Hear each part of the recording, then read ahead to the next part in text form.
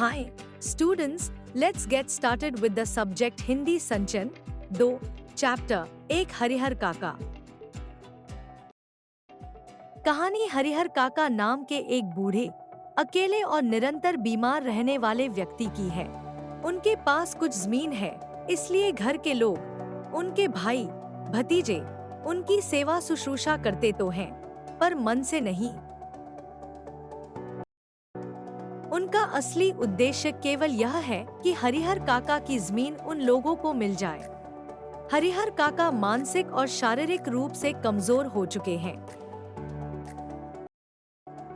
वे किसी से खुलकर बात नहीं करते, पर दूसरों की नीयत पहचानते हैं।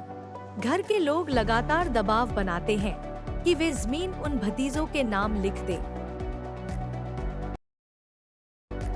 लेकिन हरिहर काका हर बार इनकार कर देते हैं, क्योंकि वे जानते हैं कि सब केवल लालच के कारण उनका ख्याल रख रहे हैं।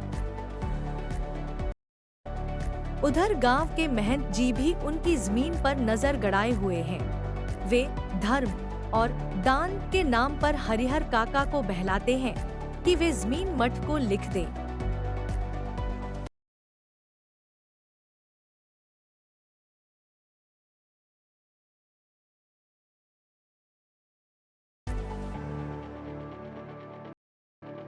धीरे धीरे कहानी में यह स्पष्ट हो जाता है कि हरिहर काका सभी के लालच को समझते हैं। उन्हें कहीं भी सच्चा अपनापन नहीं मिलता। वे अकेलेपन, अविश्वास और मानसिक भ्रम के बीच घिर जाते हैं। एक दिन घर और मठ मिलकर उन पर दबाव डालते हुए उनका हाथ पकड़कर जायदाद पत्र पर अंगूठा लगवा लेते हैं।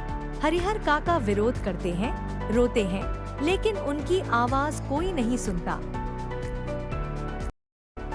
कहानी का सबसे मार्मिक क्षण तब है जब वे असहाय होकर चिल्लाते हैं, "ई सब कागजरत क देहु, हम कुछो न लिखब।" पर कोई नहीं सुनता। अंत में उनकी जमीन उनसे छीन ली जाती है। कहानी दिखाती है कि लालच, स्वार्थ और धोखा कैसे इंसानियत को पीछे छोड़ देते हैं। बूढ़े, असहाय और निर्भर लोगों के अधिकार अक्सर छीन लिए जाते हैं। हरिहर काका का दुख इस बात का प्रतीक है कि समाज में दया और सम्मान से अधिक महत्व जमीन, जायदाद और हितों को दिया जाता है। Thanks for watching.